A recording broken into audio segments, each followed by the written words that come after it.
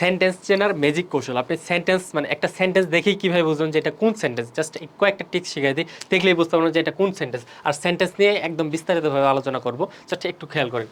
যেমন আগে সেন্টেন্সের সংজ্ঞাটা একটু দেখেন তো, কি এক বা একাধিক ওয়ার্ড একত্রে বসে যদি মনের ভাব সুন্দরভাবে প্রকাশ করে তবে তাকে সেন্টেন্স বলে। ঠিক আছে, মনের ভাব সম্পূর্ণভাবে বা সুন্দরভাবে যদি প্রকাশ করে তখন সেটা সেন্টেন্স হয়ে যায়। কিন্তু উল্টাপাল্টা কয়েকটা সেন্টেন্স বা কয়েকটা ওয়ার্ড যদি একসাথে বসায় দেন, যদি মনের ভাব বা অর্থপূর্ণ না হয় তখন কিন্তু সেটা সেন্টেন্স হবে না। তারপর কি অর্থ অনুযায়ী সেন্টেন্স 5 প্রকার, অর্থ অনুযায়ী সেন্টেন্স 5 প্রকার, আবার গঠন অনুযায়ী সেন্টেন্স 3 প্রকার। এই গঠন অনুযায়ী সেন্টেন্স 3 প্রকার একটু পরে বলতেছি, মানে সিম্পল, কমপ্লেক্স, কম্পাউন্ড, এটা একটু পরে আলোচনা করতেছি। জাস্ট এটাকে ফার্স্ট আলোচনা করে দিই। যেমন কি অর্থ অনুযায়ী সেন্টেন্স 5 প্রকার, কি কি assertive, interrogative, imperative, optative, exclamatory. আমাদের মেইনলি টার্গেট থাকবে যে কিভাবে একটা সেন্টেন্স দেখা মাত্রই বুঝতে পারবো যে এটা কোন সেন্টেন্স, সেটা ইম্পারেটিভ নাকি অ্যাসার্টিভ নাকি এক্সক্লেমেটরি, এটা কিভাবে বুঝবো। যেমন অ্যাসার্টিভ তো বর্ণনামূলক বা বিবৃতিমূলক, ইন্টারোগেটিভ কি প্রশ্নবোধক, ইম্পারেটিভ কি আদেশ উপদেশ বা অনুরোধমূলক, অপটেটিভ কি ইচ্ছা প্রকাশক আর কি, এক্সক্লেমেটরি কি বিস্ময়সূচক। ঠিক আছে, সেন্টেন্স চেনার শর্টকাট ওয়ে, সেন্টেন্স চেনার শর্টকাট ওয়ে কি অ্যাসার্টিভ সেন্টেন্স চিনবেন কিভাবে। অ্যাসার্টিভ সেন্টেন্স 100% সাবজেক্ট দিয়ে শুরু হবে। অ্যাসার্টিভ সেন্টেন্স চেনার একটাই ওয়ে, এটা হচ্ছে সাবজেক্ট দিয়ে শুরু হবে, আর কোনো সেন্টেন্স সাবজেক্ট দিয়ে শুরু হবে না। অ্যাসার্টিভ সেন্টেন্স সাবজেক্ট দিয়ে শুরু হবে, ব্যাস।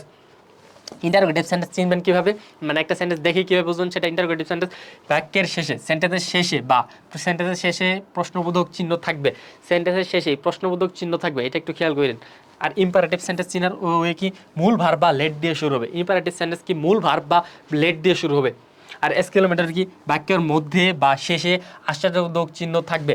বাক্যের মধ্যে বা শেষে যদি আশ্চর্যবোধক বা এই চিহ্ন থাকে তাহলে এটা নিঃসন্দেহে এক্সক্লেমেটর সেন্টেন্স। এবং আরেকটা এই নোটটা একটু খেয়াল করেন, প্রতিটা সেন্টেন্সের একটি মেইন ভার্ব থাকা বাধ্যতামূলক, মানে একটা সেন্টেন্সের ভার্ব থাকা বাধ্যতামূলক। এই জন্য ভার্বকে আসলে সেন্টেন্সের প্রাণ বলা হয়।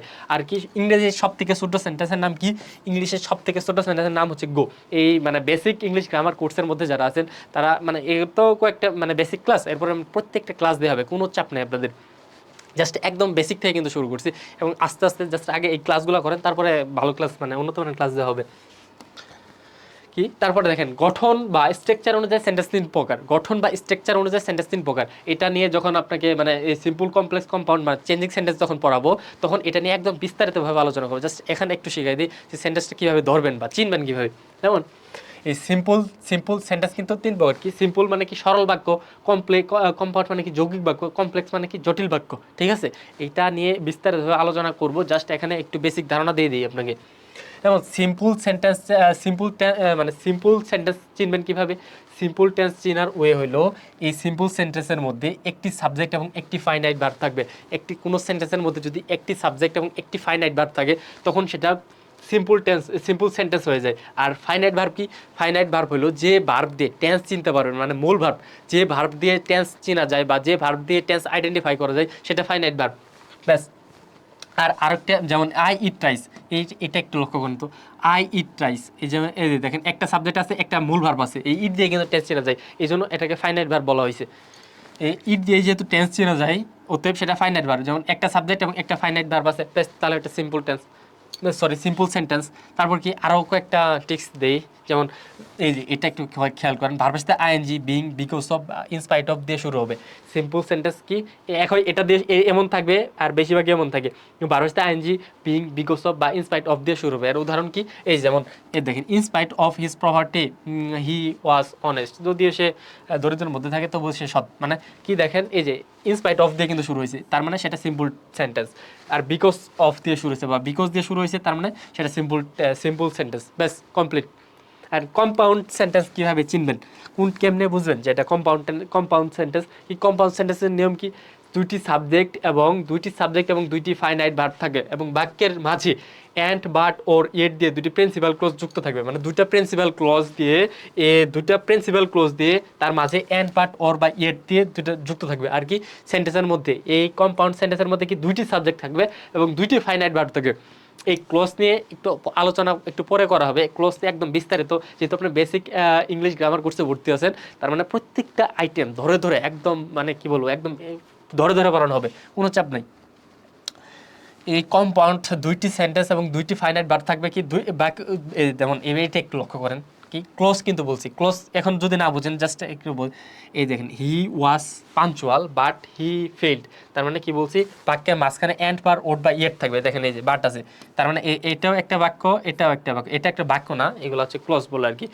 এটাও একটা ক্লোজ, এটাও একটা ক্লোজ, দেখেন এটা হচ্ছে একটা সাবজেক্ট এবং একটা ভার্ব থাকবে, এই দেখেন একটা সাবজেক্ট এবং একটা ভার্ব, আর এই একটা সাবজেক্ট এবং একটা ভার্ব, আর মাঝখানে এন্ড বা টোর বা ইয়েট আছে, তার মানে এটা কম্পাউন্ড সেন্টেন্স। যেমন আরেকটা দেখেন ওয়ার্ক হার্ড, এই যে ওয়ার্ক হার্ড এটার মধ্যে দেখেন আছে, এটা সাবজেক্ট, এখানে সাবজেক্ট ওইভাবে নাই বাট ওয়ার্ক হার্ড আছে, তারপর কি you will not prosper in life, এই দেখেন এটাও এখানে আছে পারপ আছে, ব্যাস, তার মানে বাক্যের মাঝখানে আছে ওর, অতএব সেটা কি কম্পাউন্ড সেন্টেন্স। আর কি কমপ্লেক্স সেন্টেন্স কীভাবে চিনবেন, কমপ্লেক্স সেন্টেন্স চেনার সব থেকে ওয়ে হইলো আগে সংজ্ঞাটা দেখেন কি, একটি প্রিন্সিপাল ক্লোজ এবং এক বা একাধিক সাবঅর্ডিনেট ক্লোজ, একটু আগেই বলছি এই ক্লোজ ক্লোজ যদি একটু এখন না বুঝতেছেন কিন্তু একটু পরে বুঝতে পারবেন, যখন ক্লোজ নিয়ে বিস্তারিতভাবে ক্লাস দেবো সেই ক্লাসটা দেখলে বুঝতে পারবেন, একটি প্রিন্সিপাল ক্লোজ এবং একটি সাবঅর্ডিনেট ক্লোজ থাকবে। কমপ্লেক্স সেন্টেন্সে কি একটি প্রিন্সিপাল ক্লজ এবং এক বা একাধিক সাবঅর্ডিনেট ক্লজ থাকবে বাক্যের মধ্যে, so that since as because though although in order that if unless when, এটা একটু মাথায় রাখবেন, এই কটা দেখলে বুঝতে পারেন যে এটা complex sentence. So that since as because দো অল দো in order that if unless Weil's, এগুলো একদম মুখস্থ রাখ, এই কয়েকটা সেন্টেন্স, এগুলো এই কয়েকটা থাকলেই বুঝবেন যেটা কমপ্লেক্স সেন্টেন্স। যখন এইটা নিয়ে মানে চেঞ্জিং সেন্টেন্স যখন পড়াবো তখন আপনি ইজিলি ধরতে পারবেন, এটা কোনো বিষয় না, এটা জাস্ট বেসিক একটু ধারণা নিয়ে থাকেন। যেমন এটা দেখেন তো, উদাহরণটা দেখেন তো, I read more so that I can get GPA 5, I read more so that I can get GPA 5।